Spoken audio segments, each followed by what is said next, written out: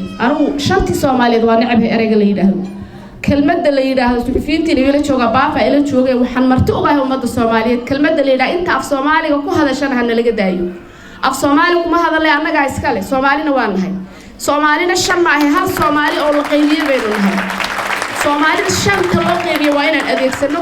يضدك الصومالية ومد الصومالي مرك اللي جوده كلمة الحين رقيس كه أنت في صومالي وكو هذا شان وحين نسقام كل ذي تريتان كاي شرفت هذه وحال قنيسة وحن شيء يسوي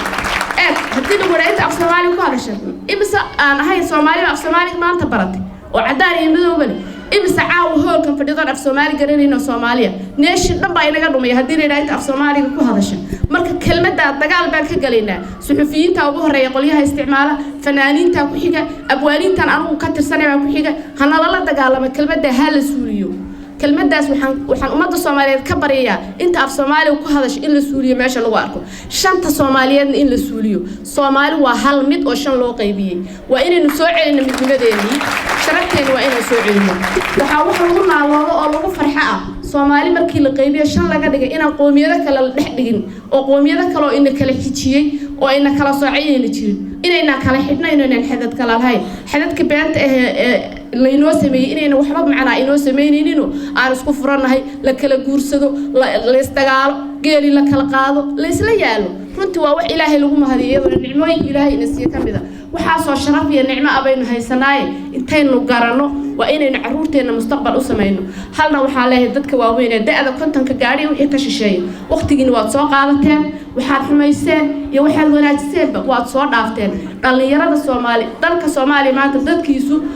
ugu badan waa soddon jirka dadka ugu badan dadka soddon jirka fursad hala siiyo iyagana waxa leeyahay idinka mustaqbalka iska leh odayaasha iyo islaamaha gambada gilgilaya qabiilka wali buufinaya ee iyagu kuwa bahalka wata dhinac inta isaga riixdaan mustaqbalkiina u taliya caruurihiina u taliya aad iyo aad baad u mahadsantihiin guul iyo barwaaqo ku jeediya dowladda Soomaaliyeed iyo shacabka Soomaaliyeed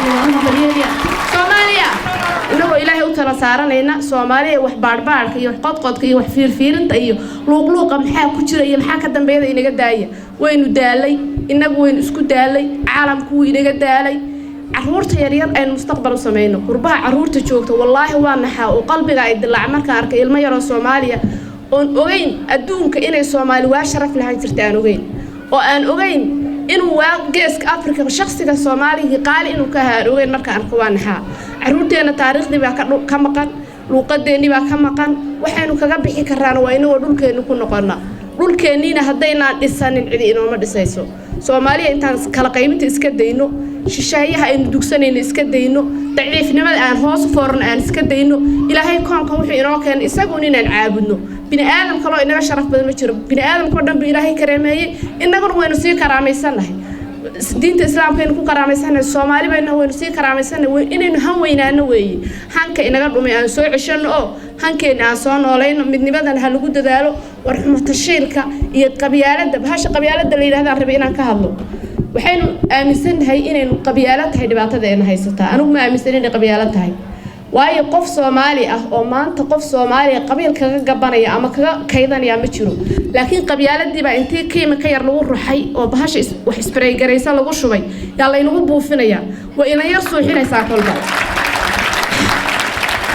bahasha baa cabsi la inaga dhigo waa la inagu buufinaya intaynu aragnay inaan waxba dilaynin qof walba inaan roodo ah inay Ibrahim Cabdi Gure ah aan meel ku sii araro waan aqaana ha ka cabsan qabiilku wax laga cabsado ma sababtu Ilaahay aayadda Quraanka wiilkii yara ku furay ahayd Ilaahay inooga dhigay qabiilka inaan isku garanay ahayd guriga deganta adereys doonanahay warqad kuma imanayso dawladda kaaga way imanayso waa adereyskeena qabiilku xikmad kale ma laha marka hadii aynu xataa qabiil u sii baahano oo inaan ka tagin hal qabiil baynu Soomaali la yiraahdo qabiilo badan ma nihin